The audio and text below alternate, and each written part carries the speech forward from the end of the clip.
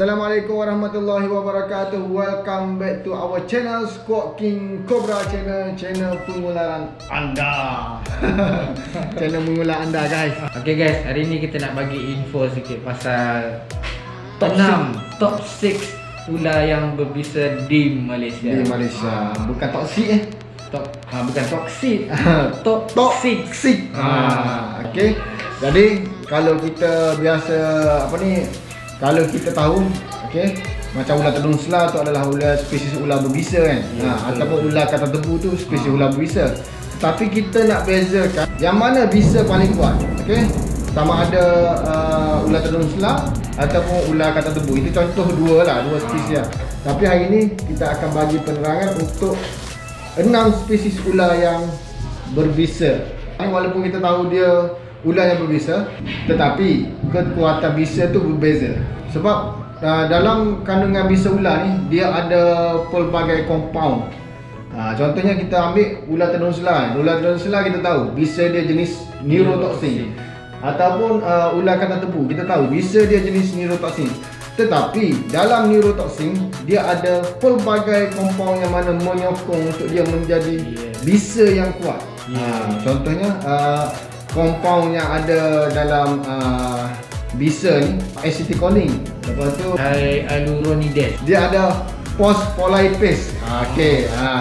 Dan ada banyak-banyak lagi compound yang mana yang menyokong kekuatan bisa ular. Saya nak bagi faham lagi, contohlah kita nak buat air teh. Teh teh or ice, teh obeng orang kata okey. Jadi kita tahu dia adalah air teh obeng, tetapi kandungan gula tu tidak sama. Contoh saya buat kandungan gula 2 sudu, Arif buat kandungan gula 3 sudu. Lepas tu saya pakai teh serbuk, Arif pakai teh uncang. Jadi beza beza. Bisa ular ni ada neurotoxin, ada hemotoxin, ada cytotoxin kan. Tapi walaupun kita tahu dia adalah bisa neurotoxin, hemotoxin, cytotoxin, dia mempunyai kekuatan yang berbeza. Macam saya ambil contoh tadi tu, yang kita buat air lah. Jadi walaupun air teh, rasa dia tak sama. Ya betul. Manusia walaupun sesama manusia, kekuatan berbeza. Sebab apa? Genetik dia lain, genetik saya lain. Okey. Macam saya ni nampak handsome sikit Kalau macam saya bisa lebih. Terlebih bisa. Okay guys, jadi itu yang kita nak rangkumkan dalam kita punya video pada kali ini. Boleh beza Jadi ranking yang kita ada sekarang ni, okay, bukan kata kita ambil saya saja, bukan So kita ada buat bacaan, okay. Subscribers boleh cari dalam Google, dia ada dalam LD50. Type LD50, lepas tu letak nama saintifik ular tu. So korang boleh baca dia punya maklumat-maklumat yang ada kena bisa setiap spesies ular. Okay, contoh korang nak tengok spesies ular King Cobra. Okay, nama saintifik dia Ophiophagus henna. Jadi letak LD50 type nama type Ophiophagus henna. Jadi dia akan keluar apa yang kandungan yang ada dalam bisa ular tu. Okay subscribers, kita pergi kepada top 6 ular paling berbisa di Malaysia. Mungkin ular ni, kau kata ular ni lah paling berbisa di Malaysia, paling berbisa di dunia. Tetapi sebenarnya tidaklah mempunyai bisa yang paling kuat spesies-spesies ular di Malaysia. Okay, jadi kau nak tahu spesies apa? Tempat yang kenal jatuh kepada ular tedung selah. Okay guys, seperti mana yang Sifu cakap tadi, pada saya ular tedung selah ni adalah ular yang paling berbisa yang saya pernah jumpa Tanggapan awak lah dulu. Tanggapan saya lah pada permulaan dulu. Ya. Sekarang ni bila saya belajar, jadi saya pun tahu dah rupanya ular tedung selah ni duduk tangga yang ke-6. Ular tedung selah ataupun lebih dikenali sebagai King Cobra, nama saintifik dia adalah Ophiophagus henna. Mempunyai bisa jenis neurotoxin. Walaupun bisa dia kata bukan duduk top 1 in Malaysia, venomous snake, tetapi bisa dia potentially deadly, yang mana bisa boleh membawa kepada kematian. Okey, sebab kategori berbisa dia ada 3 pecahan. Potentially not dangerous. Yes. Potentially not dangerous ni bisa dia hanya untuk membunuh makanan dia je. Contoh burung, tikus, benda-benda yang kecil. Dia berbisa tetapi membunuh makanan-makanan kecil. Okey. Lepas tu dia ada potentially dangerous. Yes. Berbisa tetapi potentially dangerous. Bermaksud bisa yang akan mendatangkan kepada gejala-gejala yang teruk. Tetapi tidak membawa kepada kematian jika cepat mendapat rawatan. Tapi jika lambat dapat rawatan boleh menyebabkan juga kematian. Jika lambat, contohnya kena hari ni, hari Selasa, okey, hari Khamis baru pergi hospital, yang tu boleh mengancam nyawa. Okey. Yang ketiga adalah berbisa potentially deadly. Maknanya bisa dia boleh menyebabkan kepada kematian. Contohnya macam ular tedung selah. Okey. Ular tedung selah ni dia mempunyai bisa jenis neurotoxin. Lepas tu jumlah bisa yang dia boleh keluarkan, dia boleh rembeskan sebanyak 7 ml. Itu mengikut kajian 7 ml bagi ular yang saiz dewasa. Okey. Pernah juga saya baca beberapa artikel, dia kata boleh membunuh 20 hingga 30 orang manusia dewasa. Okey, dan seekor gajah. Sebab apa? Ular tedung selah ni walaupun kata bisa dia bukan top 1 di Malaysia, tetapi dia mempunyai jumlah bisa yang banyak. Itulah dikatakan hebatnya ular tedung selah. Okey. Jadi ular tedung selah ni sangat familiar di kalangan kita ni. Okey, yang mana ular tedung selah ni dia boleh mencapai saiz 5.85 meter. Bersamaan 19 kaki, 19.1 kaki. Okey. Dan dia spesies ular yang boleh bertelur 20 hingga 40 biji lebih telur. Okey, itu berdasarkan kajian. Alright, seterusnya kita pergi kepada top 5 venomous snake in Malaysia. Okey, yang kelima itu adalah spitting cobra ataupun lebih dikenali sebagai tedung sembur. Okay? Tedung sembur. Nama saintifik dia iaitu Naja sumatrana. Okey. Yang tu kategori dia top 5 in Malaysia. Okey. In Malaysia. Bagi macam masalah. Bagi dia nak pangkat. Bagi dia nak pangkat. Okey, dia punya bisa dia pun sama juga. Neurotoxin. Okey, macam saya cerita tadi, walaupun kata air teh tapi masing-masing buat teh ni tak sama. Arif buat air teh macam ni, saya buat air teh macam ni. Jadi macam bisa ular juga. Bisa dia sama, neurotoxin. Okey. Dia daripada family Elapidae, genus daripada Naja, berbisa potentially deadly. Tapi apa yang menarik tentang ular ni, spitting cobra ni, dia boleh menyembur dengan jarak 3 meter maksimum. Dia boleh sembur sebanyak 50 kali semburan dalam satu masa. Bukan kata satu masa ni dia bukan bagi tanpa henti. Tapi selagi ada ancaman dia akan bagi. Itu kajian 50, tapi saya pernah try 48 kali semburan. Tapi kena ancaman tu kena berterusan. Okey, dia akan sembur bisa dia.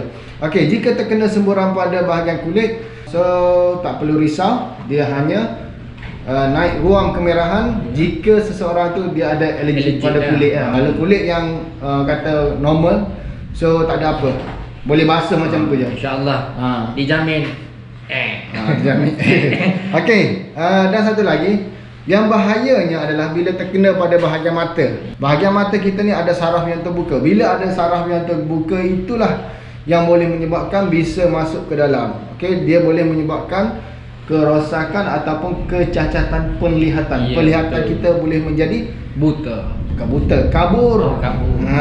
Okey, ular ni spesies ular darat. Okey, banyak kita jumpa dekat ladang-ladang sawit kan. Biasa sebab dekat ladang sawit ni banyak sumber makanan yang ada. Jadi pemakanan dia adalah tikus dengan katak. Dialah satu-satunya ular yang boleh menyembur. Dialah satu-satunya. Tak ada dah ular lain dalam Malaysia ni yang boleh menyembur. Tapi ada satu yang special lah, spitting cobra ni. Dia ada mengalami kecacatan genetik. Ingat kalau di contoh yang biasa kita tengok ni, dia warna hitam, lepas tu dia ada tanda bulat dekat belakang kepala.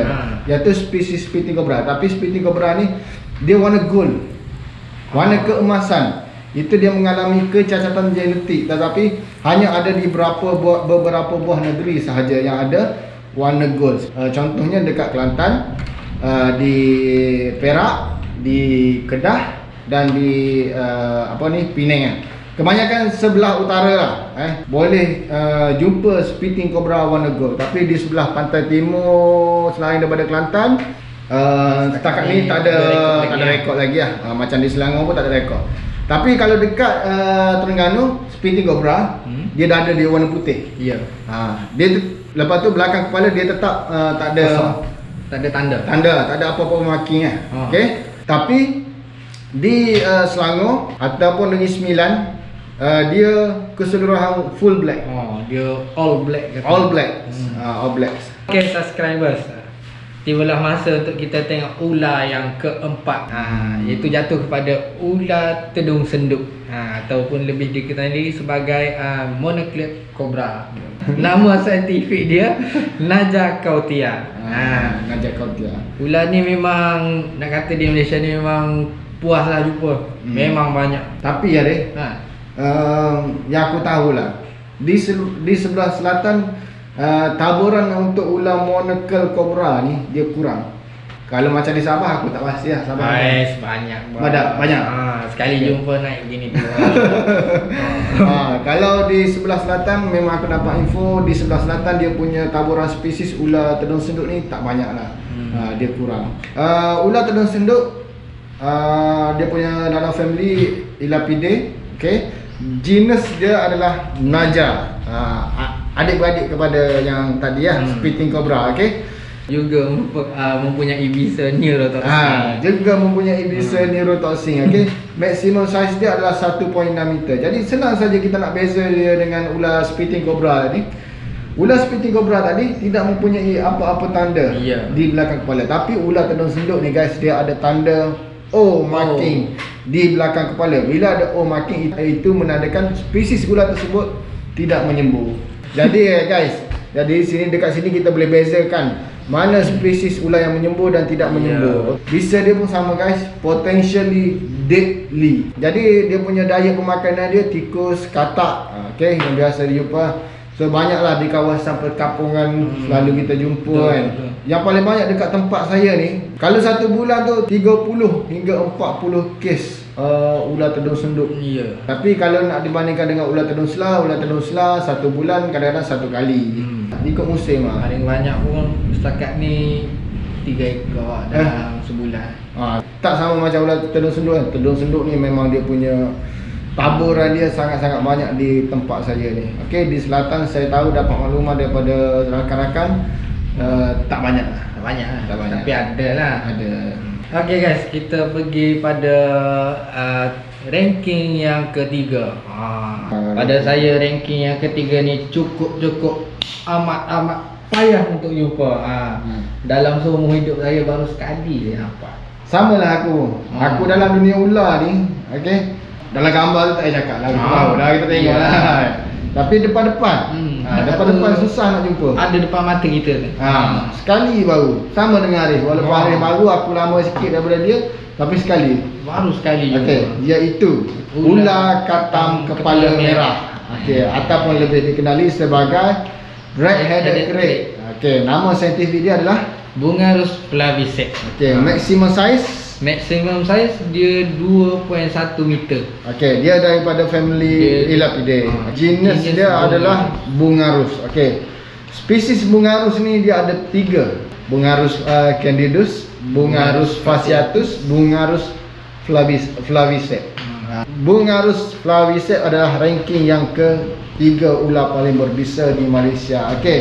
Jadi Bungarus flaviceps ni senang untuk kita kenali dia.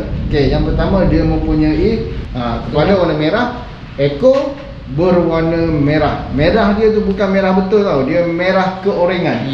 Merah seakan oranye. Lepas tu dia punya badan dia tu dia macam blue black blue black. Dia bukan hitam tapi blue black. Dia blue black. Lepas tu dia mempunyai tulang belakang yang timbul yang berbentuk seakan segitiga. Tulang belakang dia.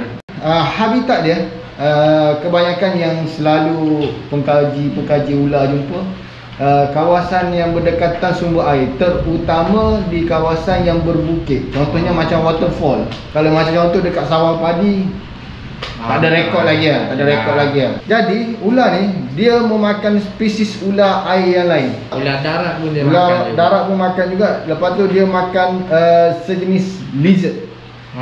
Lizard ni macam cicak, biawak, mengkarung. Okey, itu makanan dia. Tambahan sikit lagi, dia punya fizikal dia, bahagian depan dia, muncung dia ni dia tumpul kepala dia, hujung muncung ni dia tumpul. Lepas tu dia punya ekor dia kan.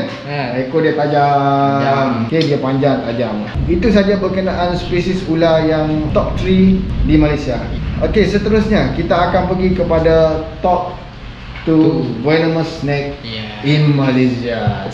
Tempat kedua jatuh pada ular katam belang ataupun ular katam tebu. Nama saintifik dia Bungarus fasciatus dan nama Inggeris dia ialah banded crab. Maksimum dia boleh pergi 2.5 meter. Dia punya bisa dia sama juga, bisa dia adalah jenis neurotoxin. Potentially deadly. Faham lah kalau top 2 in Malaysia. Okey, ular katam tebu ni ataupun dikenali sebagai katam belang, ikut bahasa buku katam belang, bahasa kampung katam tebu. Habitat dia di kawasan yang berpaya. Berpaya. Jadi ular ni dia punya pemakanan dia, dia makan dia makan apa ni? Dia makan katak, dia makan ular kecil, dia makan belut, dia makan sejenis lizard, dia makan apa ni, telur reptilia lain. Okey. Jadi spesies ular ni dia bertelur, boleh menghasilkan telur tapi tak banyak macam ular tudung selah. Telur dia 3 hingga 14 biji sahaja. Jadi dia punya fizikal dia, okey, kuning dengan hitam sama besar. Macam divider. Yes, macam divider. Macam divider. Senang kita nak imagine macam divider. Mula daripada kepala sampai ke hujung ekor. Tak lebih, tak kurang. Jadi ular ni berbisa, tapi bagi saya familiar lah. Biasa orang jumpa dekat sawah padi, dekat kawasan ladang sawit yang mana ada so dia nak kawasan yang berpaya lah. Kawasan yang berpaya. Apa yang penting kawasan berpaya dia punya habitat dia. Okey, seterusnya kita pergi kepada top 1 in Malaysia. Saya bagi 5 second. 1, 2, 3, 4, 5. Dah dapat jawapan? Tak dah. Dapat tak? Rasanya lah. Okey, dapat. Kalau dah dapat. Tak dapat tak apa, dengar penjelasan daripada aku. Tempat yang pertama jatuh kepada ular katam payung, ataupun lebih dikenali sebagai Malayan crab. Nama saintifik dia Bungarus candidus. Jenis Bungarus, jenis bisa neurotoxin, top 1 in Malaysia. Mungkin korang tak sangka mungkin korang ingat King Cobra nombor 1. Sebenarnya jenis Bungarus, kalau perasan yang tadi daripada 3 sampai ke 1 ni saya sebut Bungarus. Sebenarnya jenis Bungarus adalah ular yang paling berbisa di Malaysia. Bukan setakat di Malaysia, di Indonesia pun sekali pun sama juga. Jadi spesies ular dekat Indo pun dia ada juga spesies, ketiga-tiga spesies ni Jadi kalau kiranya di Indo pun yang berbisa potentially deadly di negara Indonesia. Okey. Jadi spesies ular katam payung ni dia sama dengan ular katam belang. Dia hidup di kawasan berpaya, dia makan ular lain, dia makan belut. Okey, dia makan telur reptilia lain. Okey, dia makan katak. Jadi ular ni kekuatan bisa dia beza dengan ular tudung selah. Ular tudung selah ni bila terkena patukan, dia akan ada rasa sakit, dia akan ada 5 minit dia akan ada simptom awal. Tetapi bagi ular katam payung ni dia tak ada rasa simptom, tak ada rasa sakit dalam tempoh masa yang terdekat. Contohnya setengah jam selepas dipatuk ular ni tak ada rasa apa-apa simptom. Tetapi bila dah rasa simptom tersebut, so dia ke arah nyawa dia menuju tanduk. Kita boleh kata kita diambang keputusan. Boleh kata ni dia datang nak cabut gini. Itu bahaya Itu bahaya ular ni. Kalau ular tudung selah 5 minit dah ada simptom dia, dia akan rasa kebas, dia akan rasa loya, dia akan rasa pening, dia akan rasa kejang. Okey, sebab dia attack pada saraf. Okey, lupa nak bagi tahu satu neurotoxin ni sebenarnya bisa yang attack pada saraf, keseluruhan saraf badan mangsa. Okey, bisa neurotoxin, fungsi bisa dia. Tetapi itulah kekuatan setiap kekuatan neurotoxin ni bergantung kepada spesies-spesies ular, bergantung kepada pemakanan ular tersebut. Dan satu lagi, okey, ini cerita betul. Kawan saya seorang Cina. Jadi dia pergi main dekat fire waktu malam, dia dengan saudara dia. So kawan saya ni okey lah, tak kena patut lah. Jadi dia punya saudara dia masa tu dia tengah buat aktiviti dekat fire. So dia terpijak. Lepas tu dia tengok ular gigit dia. Dia tengok kak gigit. Lepas tu dia tengok ular tu lari kan. Tapi dia buat tak indah lagi sebab dia tak tahu ular apa. Dia tak tahu ular, bahawasanya spesies ular tu adalah Malayan creek ataupun ular katan payung. Lepas tu dia kata dia tak nak pergi hospital, dia tak sakit. Sebab dia tak rasa apa-apa. Dia tak rasa apa-apa sakit kan. Jadi dia balik, dia tak mengadu rasa sakit lagi. Tapi bila dia nak mandi, dia mengadu rasa sakit. Tapi bila dia mandi, siap mandi, kemudian habis. Okey, arwah. Jadi itulah dikatakan bisa ular Malayan creek ni, dia bisa yang ringan. Ya betul. Tetapi makin lama makin sakit. Makin kuat. Dia kalau Tudung Selam memang dia rasa simptom awal. Tapi ular spesies bungarus ni, apa-apa bungarus, Banded creek ke, Malayan creek ke, Red-headed creek, dia tak ada simptom. Tapi bila dah ada simptom kesakitan tu, nyawa di hujung tanduk. Ya betul. Jadi cerita yang tadi tu 2 jam selepas tu dia meninggal dunia. Dan terjadi pula dengan satu kes di Malaysia juga tahun 2008 tak silap saya. Dia meninggal dalam rumah. Jadi bila dia meninggal, bedah siasat apa semua, rupa-rupanya digigit oleh, ada kesan gigitan ular, digigit oleh Bungarus fasciatus, ular katan tebu. Masa dia tengah tidur. Maknanya dia tak rasa masa dia tengah tidur tu, dia tak rasa kesakitan. Tiba-tiba orang jumpa, tengok-tengok dia mati. Jadi bila buat postmortem apa semua, didapati dia telah digigit oleh seekor ular katan tebu. Itulah kekuatan bisa ular katan tebu. Jadi guys, saya rasa itu saja perkongsian video pada kali ini saya dengan Arif, supaya video ini dapat memberikan informasi yang terbaik kepada semua subscribers dan viewers. Jangan lupa teruskan support Squad King Cobra Channel. I love you all. Squad King Cobra Channel, channel ular anda. Zas.